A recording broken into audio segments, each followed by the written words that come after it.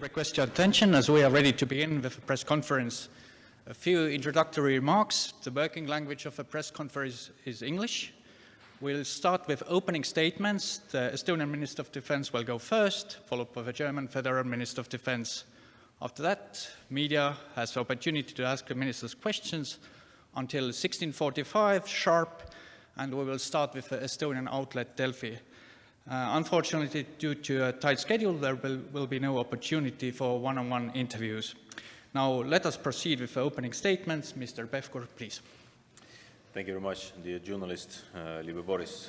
Habe schon dir gesagt, dass wenn die Engel reisen, lädt die Sonne. So, wir haben ein bisschen Geld bezahlt, ein gutes Wetter zu haben. Aber okay, we will continue in English as promised. Well, once again, dear press, ladies and gentlemen, it is a great pleasure and honor to welcome Boris here in Estonia and our Minister of Defense. Well, this meeting, what we had just had, and the visit also tomorrow and the discussion tomorrow during the conference is a clear testament of the German commitment to the close defense cooperation with the Baltic states and also Estonia. So we greatly appreciate German leadership in strengthening NATO's deterrence and defense posture, as well as all of your efforts and decisions regarding NATO's eastern flank reinforcement. I'm very pleased that Estonian-German bilateral cooperation has grown stronger in last year.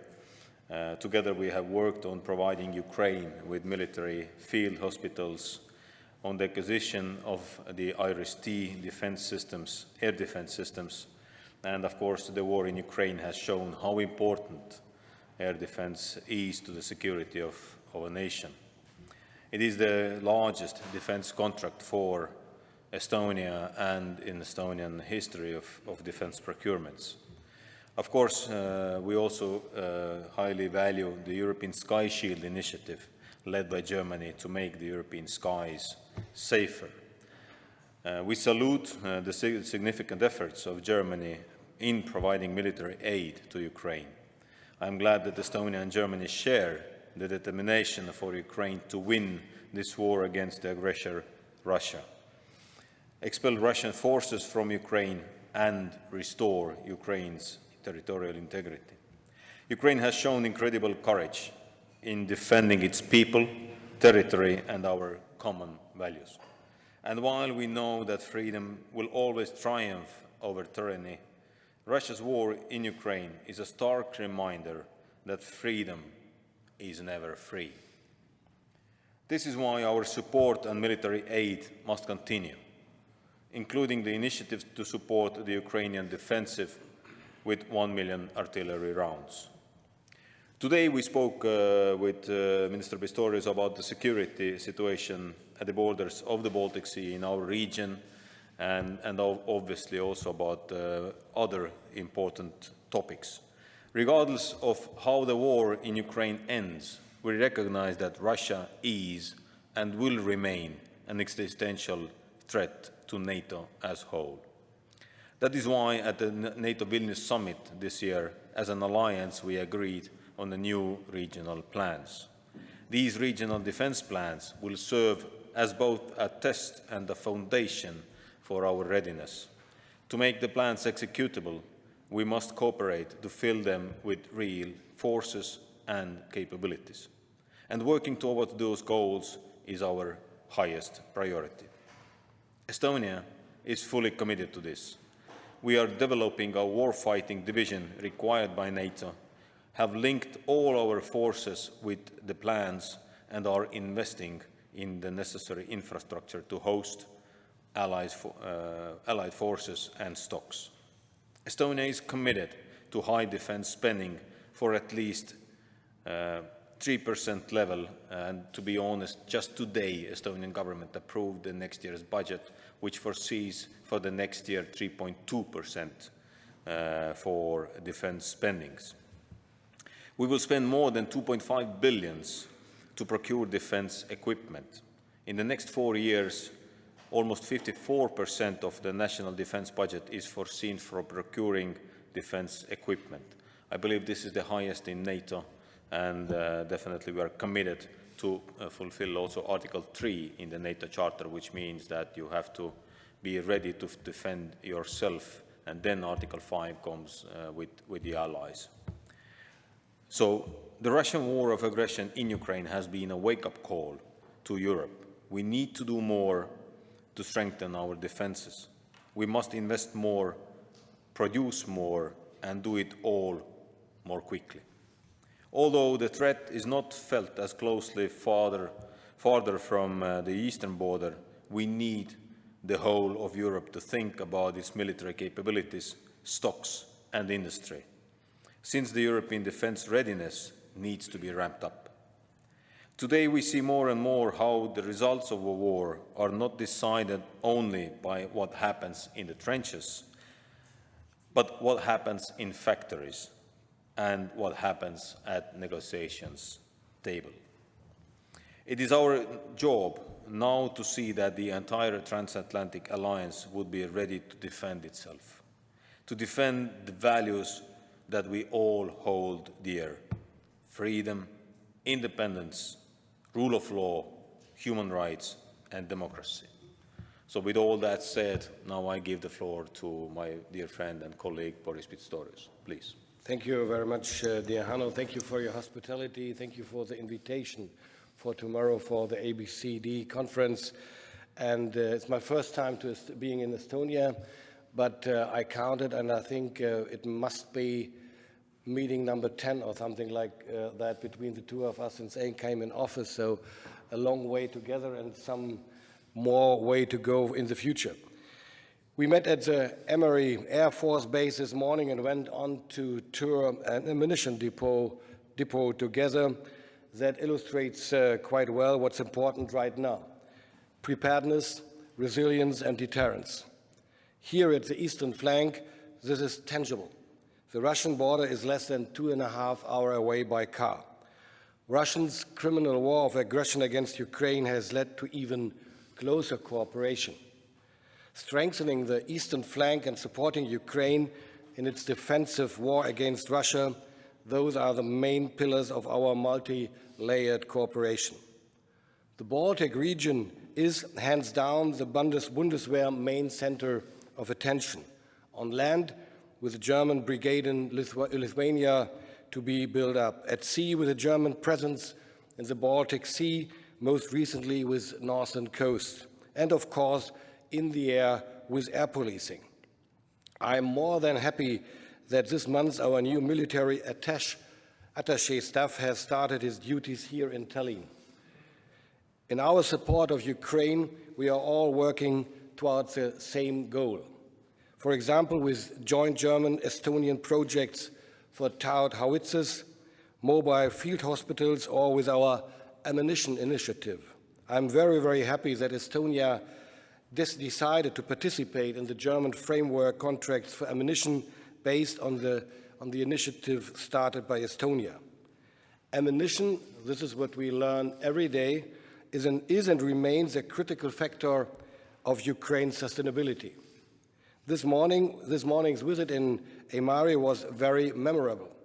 From here, Eurofighters regularly take part in scramble operations, starting in November once more with aircraft from Germany. Especially in the air domain, speed and flexibility are crucial factors. Since you joined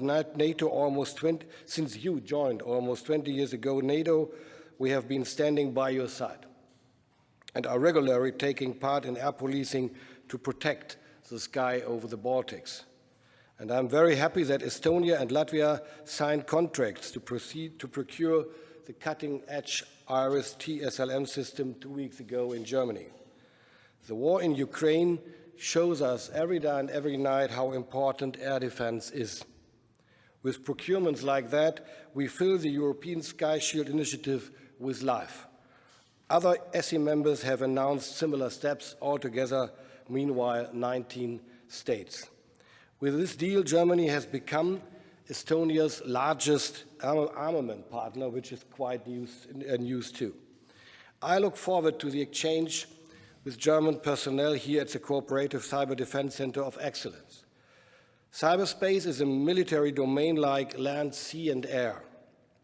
It is essential, and here, too, we must stay on the ball, both nationally and in the alliance. Estonia is definitely among the forerunners in this area. And of course, I look forward to my first participation in the ABCD here in Tallinn tomorrow. The Estonian, let me call it like that, the Estonian version of the Munich Security Conference. So thank you very much for being here, and thank you for the very, very good cooperation. Thank you, Boris. Thank you, ministers. Now let us proceed to the questions. Please also state your name, your outlet, and which minister the question is directed to. Delfi. Thank you, Herman Kelamas from Delfi. Hello. Question to both ministers. This is about Ukraine's application to NATO. So in Vilnius, it was agreed that, and I quote, the allies will be in a position to extend an invitation when allies agree and when conditions are met. So can you both elaborate what your country sees as these conditions and how Ukraine is proceeding? And is there any possibility that the issue of an invitation might be on the table in Washington? Well, it's not the place and the time to elaborate on these conditions, because this is a task of the summit at latest the next year in Washington. I think we all will use the time to elaborate what is necessary. And of course, we will make the next step, but I don't know whether it will be already in Washington or not. But the main fact is that the future of Ukraine is in NATO. Well, very shortly also that first what we agreed in Vilnius among the allies was that there is a pathway for Ukraine to be a member of NATO. And Estonia has been on the position all the time that the best security guarantee for Ukraine is a membership in NATO. So there is no doubt about that. On the other hand, we all have to understand, and to be very frank, all the members of today's alliance have to agree on that, which means that it's not an easy task to agree on, and it takes for sure some time. Will it happen in Washington? Well, who knows? We could hope for that, and then first and foremost, I hope for that the war will be over by that time, because still we all have to understand that for many countries this has been one of the markers that the war has to be over. But nevertheless, let's concentrate at the moment on that we will help Ukraine to win this war, and then we can already more closely talk about that when Ukraine will be a member of NATO. I would like to highlight that a membership while the war is running is not imaginable. Everybody knows that, including Ukraine. Peter Dausend for the German weekly Die Zeit. Mr. Pevkur, you just mentioned that your government is pushing NATO members to spend 3% of their GDP on the military. So Germany hasn't fulfilled its 2% promise yet. What makes you optimistic that is more than wishful thinking, that your aim will be realized? And Mr. Pistorius, another question, or a similar question for you. Will we have a discussion in Germany about a 3% goal after the elections in the USA and when Mr. Trump will be re-elected as president? Well, I will start then as you addressed me first. First of all, I said that Estonia will have 3% and 3.2% to be exact next year. Yes, it is true that we have been advocating to do more by all the allies. And I've been saying in many NATO summits or NATO ministerial meetings also that we should all invest at least 2.5%. And yes, we are advocating for that, but we all understand that it's up to every country's decision, first. Secondly, that we have to look also into the history. In Wales, 10 years ago, all the member states of NATO agreed that in 10 years we will have 2% as a goal. Now we have in Vilnius a new investment pledge, which is minimum is 2%. And as I understand, Germany will move very close to that in the nearest years, and above 2% already very soon. But definitely, Minister Pistorius can be more specific. And when we look at this, why we need to invest more, then the reason behind that is last 30 years. We've been lacking of investments to defense, and we've been sleeping looking at Russia. The reality is that we are all in shortage of ammunition, we are all in shortage of equipment, and this is why we need to ramp up the production. This is why we need to give clear signal, not only the signal, but real contracts to the defense industry in order to be ready to fulfill all the regional plans of NATO and also to be ready to defend our people and our countries. Thank you for your very kind question. Let me mention at the first place that, as far as I'm informed, there are only 10 member states of NATO which really achieved already the 2% pledge. So we are not the last, but of course we won't be, and we don't want to be the last. So we will, I'm very optimistic, next year arrive at 2% pledge together with a 100 billion euro fund and the normal budget, which was already underlined in the law for the 100 billion euro fund. So this is not really new. We will reach it next year, and we'll reach it at least in the average of the next 2 or 3 years, or maybe even 4. But anyway, afterwards, and this is the direction of your question, we need a clear commitment for 2% plus X. 2% pledge is the aim. 2% is what the Chancellor committed to in Vilnius. So we are now working on achieving that from the year 27-28 on, the year in which the special fund will be spent. So we are committed to that. And to your question, Donald Trump or not, this is a very hypothetical question. So what happens if, and what discussion we will have to lead after? Well, I would rather prefer to lead that discussion, to make that discussion after the elections in the United States, and then hoping in another sense than in your question. Thank you very much. Marina Gambaki with the news magazine Der Spiegel. So following up on that, Minister Pevkur, I would like to ask you, what is your specific perspective on the US elections by the end of next year? How much of a concern is it to you? What would a change of power actually mean to the security of your country, of this region? And Minister Pistorius, since my question is touching domestic base, I would like to switch to German. Ich würde Sie gerne nochmal nach den Funkgeräten fragen. Gestern in Lettland haben Sie einen Gutteil der Kritik zurückgewiesen. Sie haben beschwichtigend gewirkt, das Problem zu relativieren versucht. Heute hingegen haben Sie sehr offen Ihre Verärgerung über die Probleme, die es da gibt, und den Kommunikationsfluss im Ausdruck gebracht. Was geschah in der Zwischenzeit? Was geschah zwischen gestern und heute? Was erklärt Ihren Sinneswandel? Danke.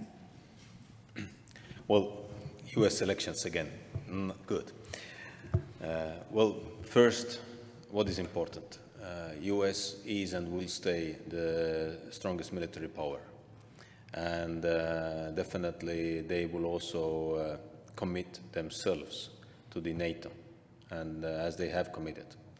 And not only, also bilaterally, I believe all the three Baltic states have very good cooperation with the United States Army and the United States Department of Defense. When I look at these meetings, what I've had on the Hill and in other cabinets with Republicans, with Democrats, then I can reassure and assure that both parties, the big ones, are committed to the Baltic defense. And this is maybe the best proof of that is the Baltic Security Initiative, which is approved basically by both parties. And I've seen many Republicans who are demanding from today's government to do more towards Estonia, Latvia, and Lithuania. So I do not have any doubts that the United States is and will stay a very good partner for the Baltic states. And you know, in both parties we see strong supporters for NATO as an alliance, and this is exactly how it should be and how it will be. Zu Ihrer Frage, Ein Sinneswandel war das eigentlich nicht eigentlich eher ein Wandel der Informationen, die mir vorlagen. Mir ist der Sachverhalt erst seit dem späten Wochenende bekannt. Am Montag habe ich ein erstes Telefonat geführt, als ich schon unterwegs war. Seit gestern weiß ich mehr und das erklärt meine Verärgerung. Und die Erkenntnisse, die neu sind, sind für mich eben, nein, nicht die Erkenntnisse, die neu sind. Was ich einordnen musste, war, der Auftrag ist im Dezember erteilt worden. Und wie ich heute schon mal erklärt habe, und was ich gerne nochmal tue, weil es wichtig ist, ich wäre davon ausgegangen, dass vor Auftragserteilung und spätestens mit der Auftragserteilung die Frage geklärt ist, wie ist die Integration organisiert, der Einbau der Geräte. Das war offenbar nicht der Fall, hat mich aber nie erreicht. Punkt 1 und Punkt 2 ist, nichts zu verändern habe ich an der Aussage, jedenfalls Stand heute, muss ich sehr vorsichtig sagen, ich habe einen schriftlichen Bericht angefordert.